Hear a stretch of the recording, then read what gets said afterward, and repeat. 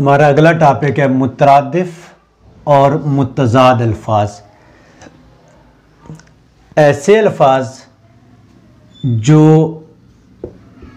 हम मानी हों मुतरादिफ कहलाएंगे, और ऐसे अल्फाज जो एक दूसरे की ज़िद हों, यानी जिनका मफ़हूम टोटल डिफरेंट, यानी एक तरफ मशरक़ और मगरब की तरफ चले जाएं और यहाँ पे मगरब और मशरक़ दोनों आपस में मिल जाएं, या एक ही मशरक़ की समत में दोनों का सफ़र हो या मगरब की समत में सफ़र हो, तो वो मुतरादिफ अल्फाज होंगे। जैसे खुश है, शाद है, ठीक हो गया। ये सारे लफ्ज़ क्या हैं जी? दोनों लफ्ज़ का मफ़हूम क्या है? एक ही है, यानी दोनों मशरक़ की समत में सफ़र कर रहे हैं, ठीक हो गया। आसमान है, समा भी है, और आसमां नून गुन्ना के साथ भी आ जाएगा। इसी तरीके से अर्जी, अराजी, ठीक हो गया।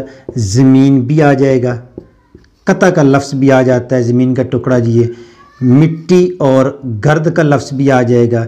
ये सारे क्या हैं? ये हम मानी हैं, ये मुतरादिफ अल्फाज होंगे।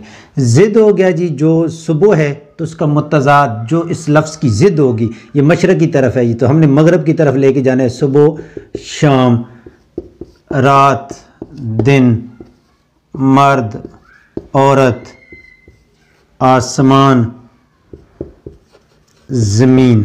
तो जो अल्फाज मानी और मफ़हूम के लिहाज से एक जैसे हो मुतरादिफ, और जो एक दूसरे के मुख्तलिफ हों वो मुतज़ाद कहलाएंगे। ये अपोजिट और ये सिनोनिम।